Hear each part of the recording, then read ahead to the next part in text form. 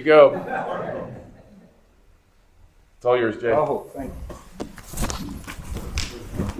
How's everybody doing? Good. This is pretty cool. This is pretty cool. You know, it's like a deja vu moment. I've dreamed of this moment my whole life, and this is exactly what it looked like. So this is pretty amazing. I want to thank everybody for coming out. I promise not to be too long, but when you're prepared for this your whole life, you got to thank some people and give them the blessing. All right. First one is God. I just want to say God is good. I'm both honored and thrilled to stand before you now as the new men's head basketball coach at the University of Miami. This is an opportunity and a dream come true. I'm grateful for the university of trusting me for the responsibility of leading this program into a new era of basketball. And I would like to thank President Echevarria. I know he's here somewhere. There he goes. I appreciate it. Me and Joe, we share some of the same qualities. The most important thing is we both love winning. So I appreciate that about him. I also would like to thank Dan and Brian. Just during this process, they have really showed me that our visions are aligned for where we think the program would go. I also would like to thank Rudy Fernandez, Jose Mas, and Manny Cadre just for showing me the passion and the desire that the university has to compete for championships. And that's something we were aligned into. You know, I'm a true believer in is that the people that make places, and throughout this process, it became apparent to me that that was here at Miami and why I love to have this job. And lastly, I would like to thank Jim Larinaga, who's here. Coach L, I appreciate you for coming. Can we give him a round of applause? And his wife, Liz. I know how big wives are a part of the program, so I just appreciate everything you've done for the last 14 years of this program. And, you know, you took it to heights that had never been before. And I just plan to continue to build on the strong foundation you left behind. I would not be here in front of you today if it wasn't for people who invested in me, both as a coach and a person. You know, I'd like to thank Rick Barnes just for the opportunity to start my coaching career at my alma mater. I'd like to thank Shaka Smart for really pouring a lot into me and having weekly meetings with me of how to become a successful head coach, as he would call it. I'd like to thank Coach Cal just for giving me the opportunity to grow and develop at the highest level of college basketball. And then lastly, I'd like to thank John Shire just for doing something that had never been done in 30 years and hiring somebody that wasn't a part of the brotherhood and helping him build the new era at Duke University. And lastly, I would like to thank my first example as a coach, someone who just taught me a foundation of hard work, relentless pursuit of excellence through adversity, and my appreciation for relationship building comes from my first example of a coach who happens to be my father. I've watched him connect with players on a personal level, but also I've seen him help them on an individual level and through the trials and tribulations, and just witness him mentor them and helping them find their way back, just like he did. He is my true definition and example of what a coach means to me. I love you.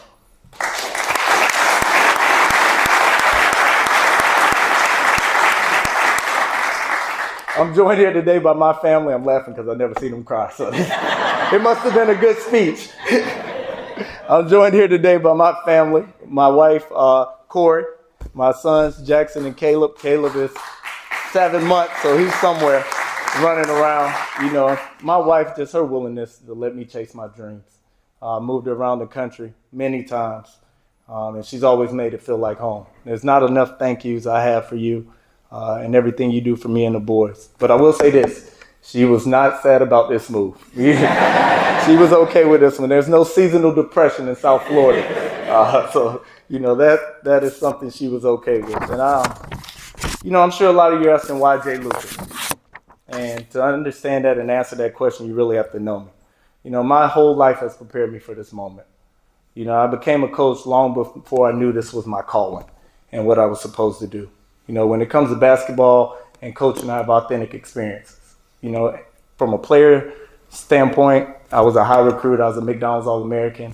I was in the portal before the portal was a thing, so I was a transfer. I started 30 games. I've came off the bench. I've had games where I didn't play. So just that relatability to understand where people are and having that conversation with them. And then as a coach, you know, myself, I like to think I didn't skip any steps. Started as a special assistant at Texas under Rick Barnes, moved to director of operations. I left, then moved to assistant coach under Shaka Smart. I left a coaching role to go to Kentucky because I wanted to be at the highest level and be at a storied program and learn what it looked like there. And then from there, I became associate head coach at Duke and worked under a first-time head coach. And a big part of that was preparing me for this moment right here and what I have to do. My spirit is a lot of things except for running a program. But through these experiences that I have gone through and the preparation and what I've done, I know I'm prepared and ready to lead.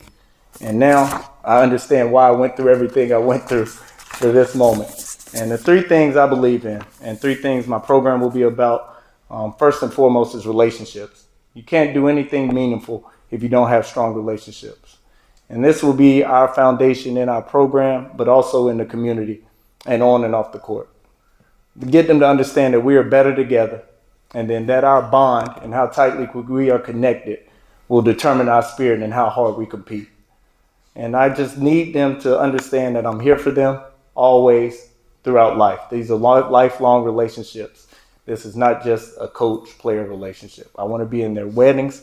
I want to see texts when their kids are born. I want everything like that. The second thing, and Dan kind of touched on, is development. It's a huge key, and three things in development are a big key to me. The first one is you got to be intentional. You have to have a purpose behind everything you're doing at all times. And you have to be able to explain it and get them to understand why you're doing it. The second one is you have to be consistent every day, no matter how you feel, what's going on. You're here to do a job, and you have to get it done. And then lastly, the main thing to me is you have to be receptive. You got to be open to change, open to feedback, and then just open to experiencing new things. Third and final value is competition. You know, for me, this is our relentless pursuit to fight for our values and our standards, no matter the circumstances. We need to control the controllables, dominate the details, and understand what is important in that moment right then. There's a process to winning. We will not cheat the process because we value winning. I can promise you that. To the students, to the alumni, and to the city of Miami, this is your team. I want you to take ownership in it. We can't be our best version of ourselves if we don't have you behind me. We need you. I can promise you one thing. We will be relentless in everything we do. Defensively, our resistance to keep the other team out the paint will be relentless. Our pursuit to make sure that every shot is contested will be relentless. And then lastly, I'm a defensive guy. So I just believe it is what wins championships, and that's what we will hang our hat on. Offensively, we'll be relentless in the amount of pressure we put on you in transition. We will be relentless in hunting for the best shot we can get every possession. And then lastly, we will be relentless in our attention to executing with detail. We'll be relentless in everything we do, especially to create and sustain championship-level success here at the University of Miami. With our attitude, approach, and accountability to our daily habits, we will be able to do this.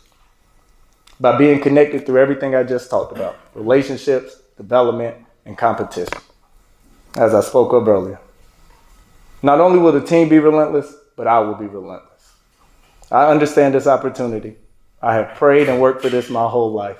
I will not take it for granted. I will give you everything I have. I can promise you that. And most importantly, we will be relentless in our pursuit to make the fans, everybody in here, and the whole city of Miami happy. And we will remember one thing that is always true. It's always all about the U. Thank you. We'll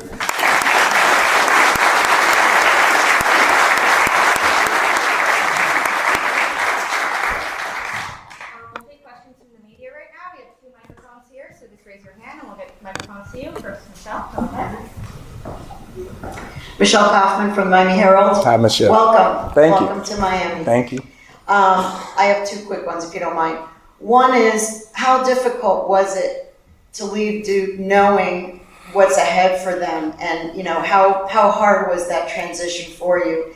And number two, people all want to know about the recruiting part. Are there any Duke commits that might want to flip here? Have you heard from any of them? Are you going to try to flip them, or are you going to leave them alone? Thank you. The first part of the question, it was extremely hard. It was extremely hard to leave, just off the relationships you've built there. You know, I was there with the beginning with John 3 years ago when we started his program at Duke. And then this year we finally had a team that could win it all. And, you recruited those kids, and we had returning players that's been there 3 years, and you build that relationship and that bond with them. That was the hardest part, just leaving them. It wasn't hard to leave for these reasons, because this is something I wanted. And, the times have changed. This is the first year teams didn't qualify for the ACC tournament, so the season here was over. So I felt like it was my responsibility to get down here as quick as I could and make sure we got started on the right foot and got the program going. So that was really important to me. And then secondly, I can't speak on anybody who is signed, committed anywhere. But, one thing, and it's just true moving forward, is you always want to keep the best players home. So that's what we'll try to do moving forward. Go ahead, Gary.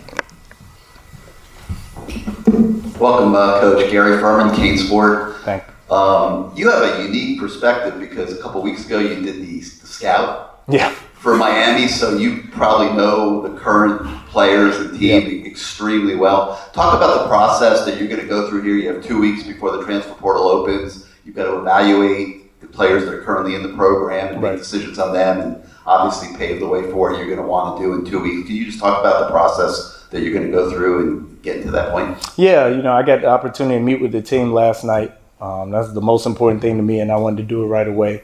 And I told them, it's spring break, so I told them they go home, enjoy themselves, take a week. I had some individual meetings and want to meet with everybody individually, and I just gave them my support and whatever they wanted to do, and the conversations we will have will kind of, determine what they want to do. But I just wanted them to let them know they wore the jersey. They're part of the program. We are here to support them in any way. I know it's a lot of places in universities that when people go in the portal or go pro, they kind of don't let them in the gym or the facilities and stuff like that. So I was just reassuring them that they have access to everything, at least while I'm here and while they're here. It's a different time where they feel they're making the best decision for themselves and their family and their career, and you can't fault them for that. But for me, it's just having these conversations over the next 2 weeks and seeing where we fall. And then the recruiting plan moving forward. Yeah, it's going to be, I know it's going to be a big overhaul because you just never know. So, my expectation coming in was that I would need to get at least 13 new players just because that's the way it is now. But you never know, like I talked about earlier, with the opportunity of people coming back, it could be a little bit lower. But, my expectation is just hit the ground coming and then find people who fit what I talked about. That's a big key for me. Everybody has to be aligned. If you're not aligned, you're not going to be able to win. So I have to make sure I recruit people who's aligned with my vision, but also the vision of the staff.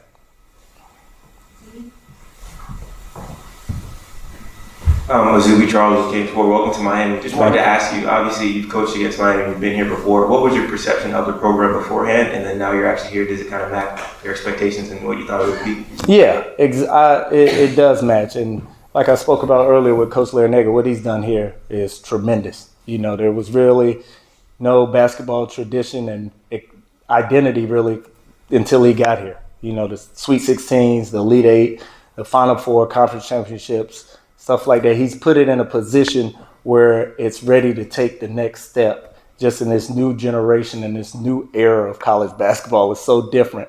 So, the foundation, it has strong bones because of what he's built. And I'm just happy to come in somewhere that has a strong foundation. Adam on the end.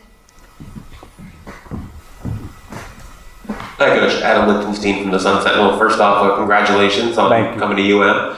My first question is, obviously you mentioned new era of college basketball and college athletics is likely to change again in a couple months with that approval of the House settlement. When you were in the process of getting hired, how much of that was a point of discussion? How much of an investment did you want to hear from Dan Radakovich and the UM administration on how invested they would be in funding basketball? Yeah, it's just they showed the investment they have in winning.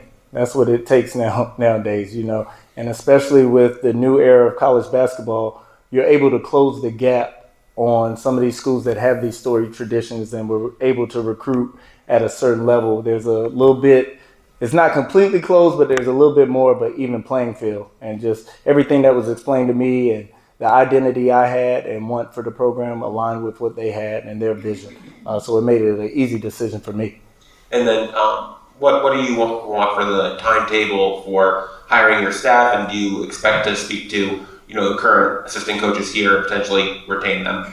Well, it's a weird time because most people are still playing because conference tournaments I think start today and then some West Coast started. So I've been in communication with people. I really want to take my time because I really want to get my staff right. It is a big part of making this place successful. So I'm talking to a bunch of people throughout the country, both grassroots, high school, professional, college, so a little bit everywhere. And I'm meeting with everyone. So I don't know if retaining anybody is on my plan. I don't know if it's not until I sit and talk to everyone. In the back, second row, Mike. Coach, Mike from CBS Miami. Talk about the new challenges of the new era of college basketball. You mentioned even closing the gap quicker on teams. It seems like the big challenge is keeping your players year to year. Yeah. For you, how do you handle being at a program like Duke? How do you handle just having to recruit your own players every year to make sure they're set? Well, it's a part of it now. It's just things that come with the job. It's a completely different job now than it was when Coach L took over and when he started coaching. So I've been more equipped to kind of grow up in this part of college basketball. So it's made me more accustomed to having to deal with it. But it's an everyday battle. It's almost an hourly battle because there's so many people pulling on them in so many different directions that they can go. But it's just making them feel that they're at a place that cares about them and that's going to develop them. At the end of the day, they want to develop and be able to chase their dreams. And if you can get everybody to do that collectively and together, then that's how you win. So that's the biggest thing, is just making it at a place where they feel comfortable they can be. And, we were able to keep players at Duke, so I've had some experience of having to deal with that. Now I have to do it my own way, but just those experiences will help me kind of navigate what you're talking about. Go ahead in front here, Justice. Justice Samuel, Sports Illustrated. Coach, so dealing with the amount of players that you're going to have to deal with, one of the clips that came out from your last time you were here playing against Miami, Jalil was staring right in your face when you hit a big three. He's going to be one of those players that you possibly want to keep. Who are some of those other players that you've seen just throughout the scouting report that you might want to retain? Well, it's just talking to everybody.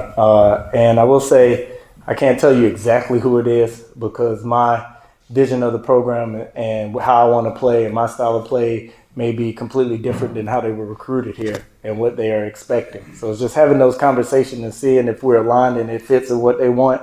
And then from there, we can kind of explain roles and how I see them and my vision for them. And if they like that, then they'll have the opportunity to stay and fight for whatever they want. If not, then, I'll help them any way I can.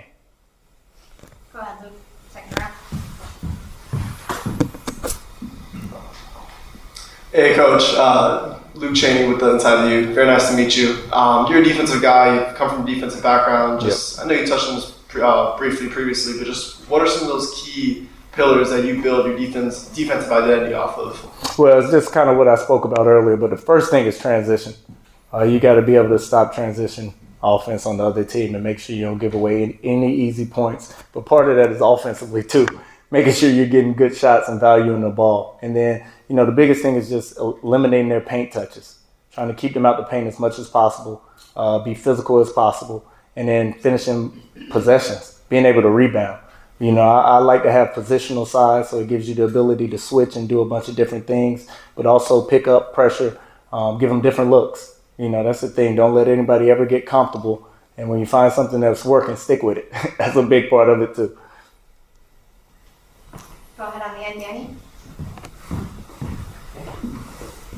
Welcome, Coach. Thank you. Danny Enriquez, Canes Insight. So this is an area historically been known more for producing football and baseball players. Yeah. So with the emergence of South Florida basketball culture, what have you seen there? How do you plan to attack that going forward? It's kind of like I spoke about earlier, especially with this next class coming up, the 2026 class. I think probably Florida has the best talent coming out these next couple of years. So it's just building those relationships, getting them to understand the value of staying home, the value of coming to Miami, the development they'll get here, and just really locking in on just locking down the state, honestly. The times have changed where kids do want to stay home, but there's also the opportunity and the resources and NIL and stuff to go, to other schools and things like that. But it still comes down to building those strong relationships with the right people and getting them to understand the value of being at the U.